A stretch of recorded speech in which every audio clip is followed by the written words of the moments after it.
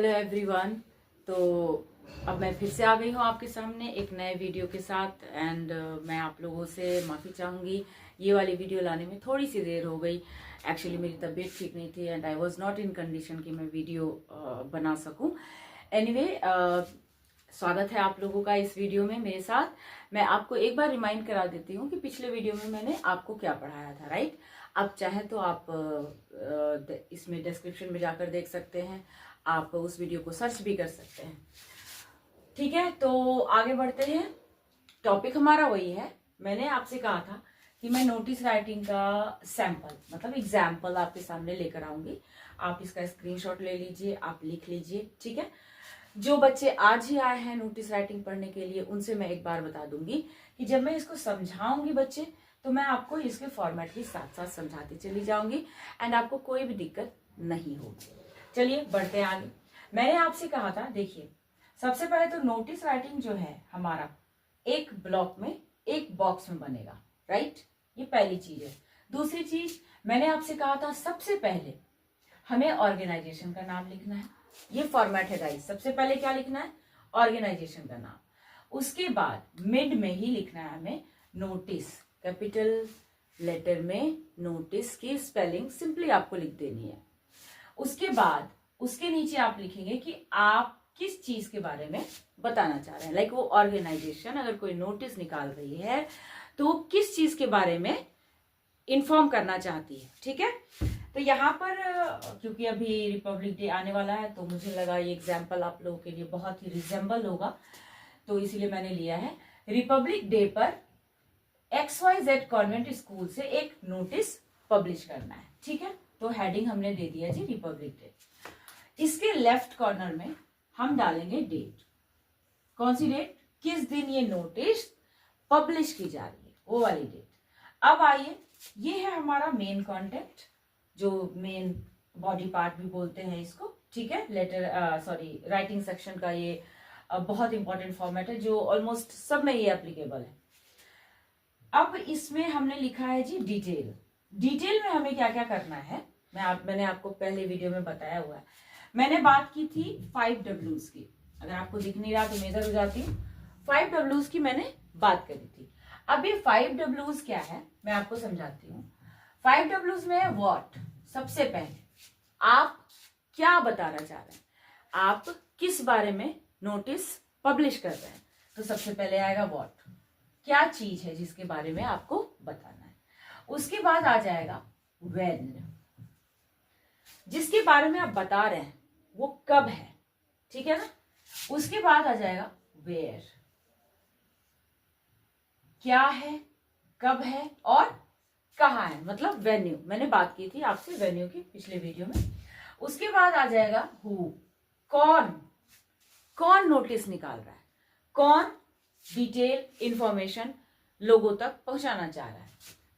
और सबसे लास्ट है हूम, किसके लिए है, मतलब उस नोटिस को जिसको इन्फॉर्म किया जा रहा है, तो किस किस को इन्फॉर्म किया जा रहा है। वो एक सिंगल पर्सन हो सकता है, वो ग्रुप ऑफ पीपल हो सकते हैं, और उसी को हम लोग हूम समझते हैं, मतलब किसके लिए। अब आइए देखते हैं 5 Ws के आंसर हमें इसमें मिलते हैं कि नहीं मिलते हैं। All students are inform that Republic Day, what तो आ गया, क्या है भाई, Republic Day is going to be celebrated on 26 Jan। कब है? 26 Jan को है। कब में 8 AM भी शामिल हो जाएगा, टाइम भी मैंने बता दिया, right. 26 Jan 2026 at 8 AM in the school. कहाँ है? स्कूल में है। You all are cordially invited। You all are cordially invited। ये है कौन? whom। मतलब आप इन्फॉर्म किसको कर रहे हैं। अब आप कहेंगे मैम तो हु कौन है, तो हु में हमारे एक तो ऑर्गेनाइजेशन है, कौन निकाल रहा है, और ऑर्गेनाइजेशन की तरफ से ABC स्टूडेंट है कोई जिसने इस नोटिस को पब्लिश किया है, राइट। आई बात समझ में? ठीक है, इसको आप रिपीट करके भी सुन सकते हैं, बहुत अच्छे से क्लियर हो जाएगा, कोई इश्यू नहीं है। अब है एक चीज मैं यहाँ आपको बताना चाहूंगी कि यहाँ पर आप आपको एग्जाम के पेपर में ऐसे क्वेश्चंस आते हैं, सपोज आप रमन हैं, ठीक है ना, एंड आप चाइल्ड पार्लियामेंट के हेड हैं स्कूल में, तो आपको नोटिस निकालना है। तो जो चीजें वहां पे डेजिग्नेशन दी हुई रहेगी ना, जैसे मैंने यहाँ पर एक फॉर एग्जाम्पल स्टूडेंट रखा हुआ है, ठीक है ना, मैंने कोई डेजिग्नेशन, इसको ऑफिशियल डेजिग्नेशन नहीं दिया है, मैंने एबीसी स्टूडेंट रखा है। आप यहाँ पर लिख सकते हैं the head of the child parliament schools में होते हैं, तो आप उसके हेड बन सकते हैं। तो जो भी आपका डेजिग्नेशन है, कभी कभी ये ऑफिशियल मेंबर्स भी पब्लिश करते हैं, ठीक है, तो वो अपना डेजिग्नेशन लिखते हैं। आई होप कि आपको ये बहुत अच्छे से समझ आया होगा। और अगेन अगर आपको ना समझ आए तो आप मेरी पहली वाली वीडियो देख लीजिए, फिर ये वाली भी देख लीजिए, एंड आप फिर भी अगर डाउट रहे तो आप मुझे मैसेज कर दीजिए, मैं उसका रिप्लाई जरूर करूंगी, ठीक है। तो इस टॉपिक को मैं यहीं खत्म करती हूँ। और क्योंकि मुझे सिर्फ इसमें सैंपल राइटिंग ही रखनी थी नोटिस की, तो मैं आज आपके लिए राइटिंग ही सेक्शन का एक नया टॉपिक भी लेकर आई हूँ गाइस, ठीक है ना, जो कि एग्जाम में तो आएंगे ही आएंगे। मैंने पहले बताया हुआ है, राइटिंग सेक्शन पे जितने भी पार्ट है ऑलमोस्ट सभी से क्वेश्चन आ ही जाते हैं, एंड लॉन्ग आंसर क्वेश्चन ही आते हैं 5 मार्क्स के। तो अगर आप उनमें से क्वेश्चंस अटेम्प्ट करते हो तो आपके मार्क्स पाने की संभावना बढ़ जाती है। तो चलिए बढ़ते हैं मैसेज राइटिंग की तरफ।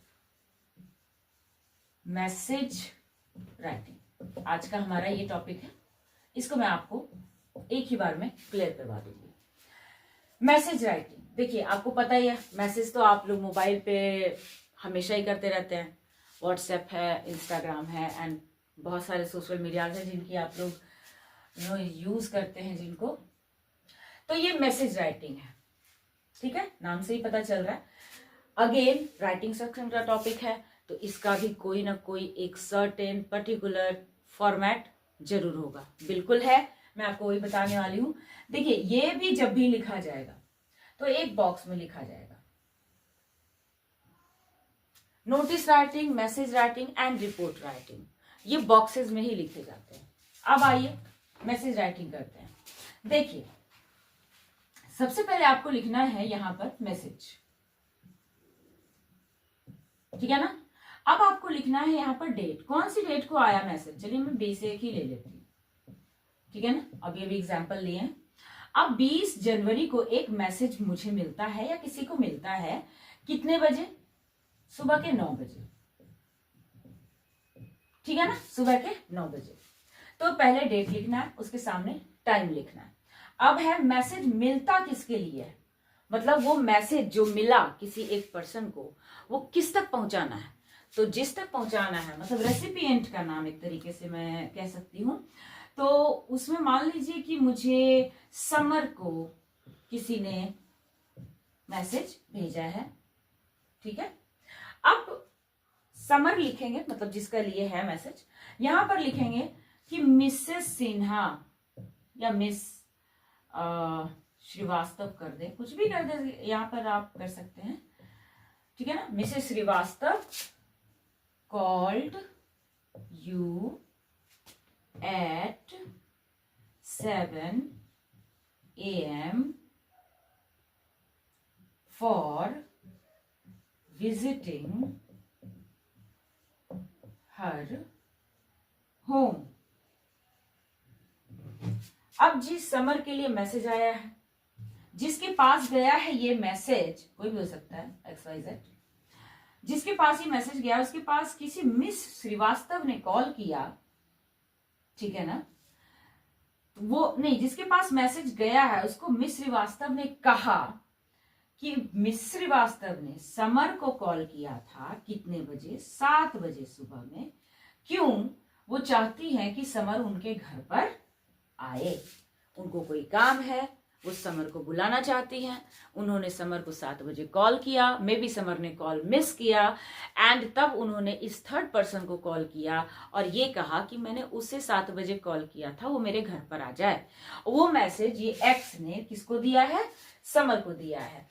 तो किसने दिया है, एक्स ने दिया है, तो यहाँ पर एक्स का नाम लिखेंगे, जो भी नाम आप सपोज कीजिए मैं कनक ले रही हूं, अब और अच्छे से एक बार इसको समझते हैं।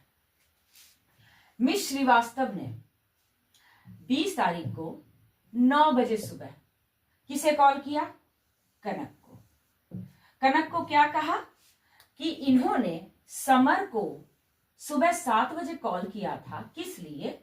अपने घर पर बुलाने के लिए।